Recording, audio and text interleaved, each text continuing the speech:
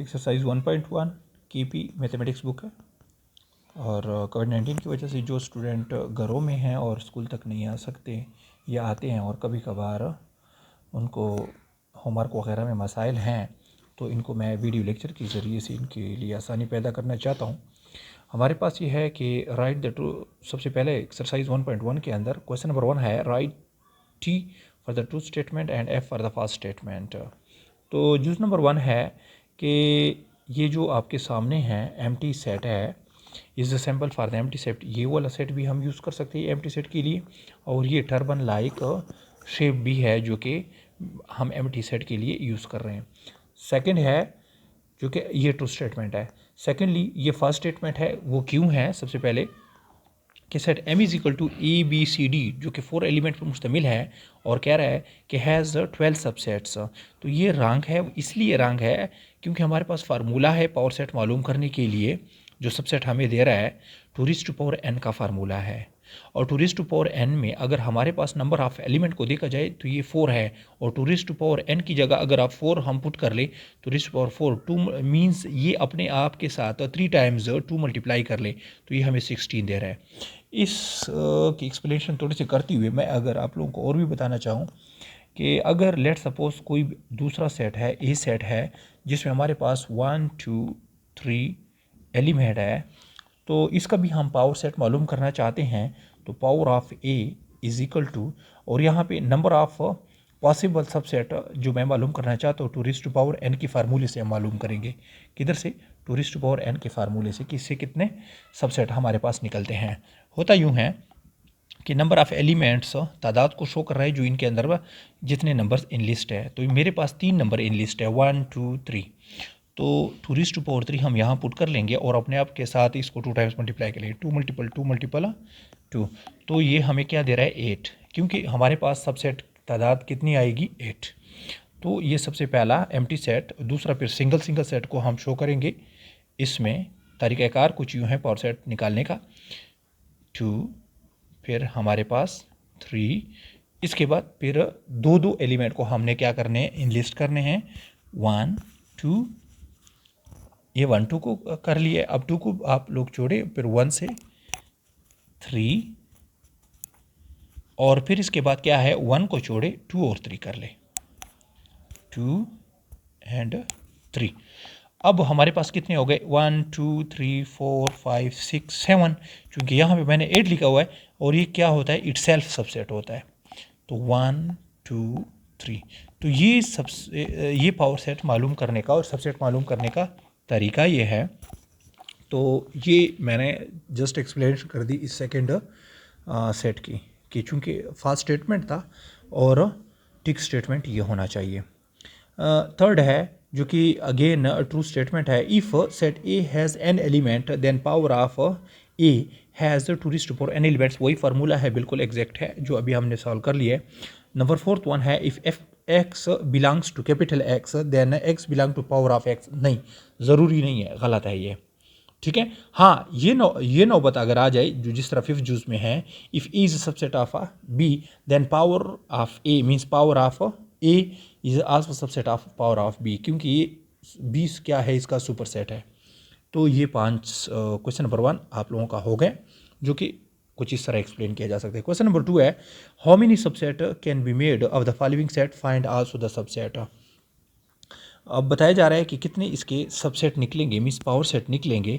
तो आप लोगों को पता है कि 2⁴n का फार्मूला हमने यहाँ पे यूज़ करना है जी। सिंगल एलिमेंट है तो 2⁴1 आ जाएगा, और क्या आएंगे 2 सेट आएंगे। और वो इसलिए क्योंकि अगर हम यहाँ देख लें 0 जी, फार्मूला है 2⁴n का, और यहाँ n क्या है 1 है, मीन्स सिंगल एलिमेंट है। 0 भी एक एलिमेंट है, सैम्बल है। तो हमने क्या करना है 2⁴1 अगर हम पुट कर ले मीन्स वही अपने आपके बराबर है, और पावर ऑफ ए हमारे पास किस चीज़ के बराबर आ जाएगा, एक एम्प्टी सेट होता है जो कि हर एक का सबसेट होता है, और दूसरा इटसेल्फ, तो जो कि क्या है 0 है। तो इसके 2 सबसेट आ गए। क्लियर है? हाँ, इसमें यह है कि ए सबसेट है और ये प्रॉपर सबसेट है। प्रॉपर सेट का क्या मतलब होता है कि ये अपने आप के बराबर होता है, उसी सेट के बराबर का होता है, तो इस वजह से इसको प्रॉपर सबसेट कहते हैं। और इसके अंदर भी यही क्या है, अपने आप के बराबर है, तो ये भी प्रॉपर सबसेट बन गया अपने आप का। ठीक है, इसके अंदर हम ये भी ये तमाम तरह एक जैसे सॉल्व होते हैं। और ये एम्प्टी सेट है, तो आपको पता है when u is equal to empty set है, तो आपके पास 2 क्या होगा, empty set means having no element, means zero element. तो क्या है, तो क्या है, 2 जीरो पुट करूंगा ना, जीरो एलिमेंट है, कोई नथिंग एग्जिस्ट। तो किसी चीज़ की पावर अगर जीरो आ जाए तो ये अपने आप के 1 के बराबर आ जाता है। क्यों, क्योंकि आप लोगों को पता है कि n का फार्मूला 2 जीरो अगर किसी चीज़ का भी आ जाए एक्सपोनेंशियल ला है, जो कि आप लोग 9th में आगे पढ़ेंगे, 8th में भी मौजूद है, 7th में भी मौजूद है, शायद आप लोग एक्सप्लेन से पढ़ चुके हों। तो किसी चीज़ की पावर अगर ज़ीरो आ जाए तो हमारे पास होता कुछ यूँ है। लेट सपोज इसका प्रूफ हम ऐसे मालूम करते हैं कि a minus a is equal to zero. तो इस ज़ीरो की जगह a माइनस ए हम पुट कर लेते हैं 2 a माइनस ए। और आप लोगों को पता है एक्सपोनेंशियल लॉ के अंदर x m माइनस n, जो कि हमारे पास ऐसा लिखा जाता है x m divided by x n। तो ये हमारे पास ये एक्सपोनेंशियल रूल है, जब सेम बेसिस हो, पावर डिफरेंट हो, तो हम उसके पावर को सब्ट्रैक्ट करते हैं। और दूसरी बात यह है, प्रोडक्ट रूल के अंदर ये क्वेश्चन रूल है कि अगर हमारे पास m प्लस n हो रहे हैं, तो हमारे पास सेम बेसिस होते हैं, पावर डिफरेंट होते हैं और आपस में मल्टीप्लाई की फार्म होते हैं। तो x m प्लस ये जो हमारे पास है राइट साइड में, इनके सेम बेसिस होते हैं, पावर डिफरेंट होते हैं, तो इस वजह से हमारे पास क्या किया जाता है, x m प्लस n की फॉर्म में, और ये x m माइनस n की फॉर्म में लिखा जाता है। तो ये मैं क्लियर करना चाहता हूँ, जो किसी चीज़ की पावर कोई भी, लेट सपोज x0 आ जाए, y0 आ जाए, कोई भी छोटी मिनिमम या मैक्सिमम अमाउंट हो जो r0 आ जाए, तो हमने क्या करना है, अब हमारे पास 2 अगर आ गया तो इस उसूल के तहत दैट इज़ n, मैं इस a को m लेना चाहता हूँ और इस a को n लेना चाहता हूँ, लेट सपोज। तो क्या हो जाएगा, इसको मैं ऐसे लिख सकता हूँ ना, वापस reciprocally 2 a divided by 2 a।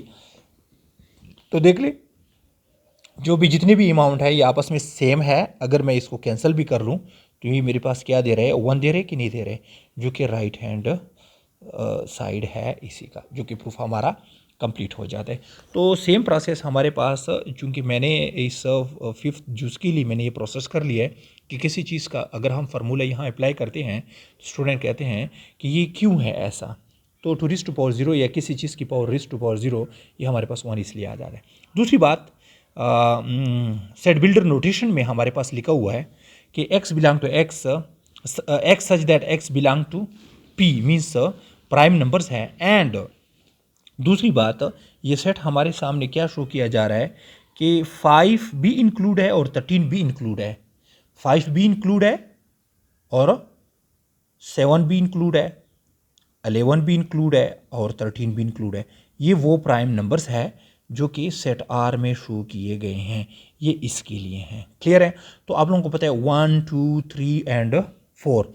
तो इसके लिए अगर 2 आता है तो 2 के लिए क्या होगा, अपने आप के साथ 3 टाइम्स ये मल्टीप्लाई होगा, जो हमें क्या दे रहा है, फिर अगेन 16 सबसेट दे रहा है। समझ आ रही है? अच्छा जी, तो ये उसके पावर सेट मालूम हो गए। क्लियर है?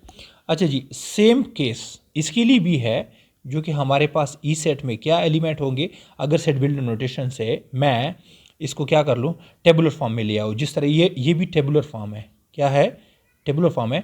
और सेट को हम 3 तरीक़ों से एक्सप्रेस कर सकते हैं, और एक है डिस्क्रिप्टिव फॉर्म, एक है टेबुलर फॉर्म जो आपके सामने लिखा है, और एक है सेट बिल्डर नोटेशन जो आप लोगों के सामने गिवन है क्वेश्चन। ई को हम कैसे लिखेंगे कि x such that x belongs to even numbers है, जो कि 2 इंक्लूड नहीं है, लेस देन है, तो 4 इंक्लूड होगा।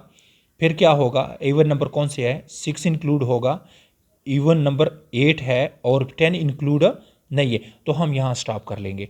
तो नंबर ऑफ एलिमेंट हमारे पास सबसेट क्या बनेंगे, 2n है, 1 2 3 एलिमेंट है, तो 2 इज इक्वल टू क्या बनेंगे, 2 मल्टीपल 2। तो ये आपस में क्या होगा, ऐसा बिल्कुल नहीं करना। 2⁻³ का मतलब है 2 3 ज़र 6 ना, गलत है। 2⁻⁴ जो जितना भी इंडेक्स नोटेशन है या कुव्वत या पावर है या ताकत है या कुव्वत नुमा है, तो ये शो कर रहा है कि 2 को अपने आप के साथ 2 टाइम्स मल्टीप्लाई कर ले, मीन्स 3 मरतबा अब 2 को मल्टीप्लाई कर ले। तो 2 मल्टीपल 2 मल्टीपल 2 हमें 8 दे रहा है, जो कि 8 सबसेट बनेंगे।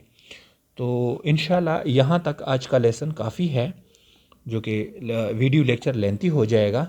तो ये वो प्रोसेस था जो कि 8th क्लास के स्टूडेंट को आसानी दे सकता है। अपने घरों के अंदर इस वीडियो लेक्चर को लाइक भी करें और शेयर भी करें। वस्सलाम।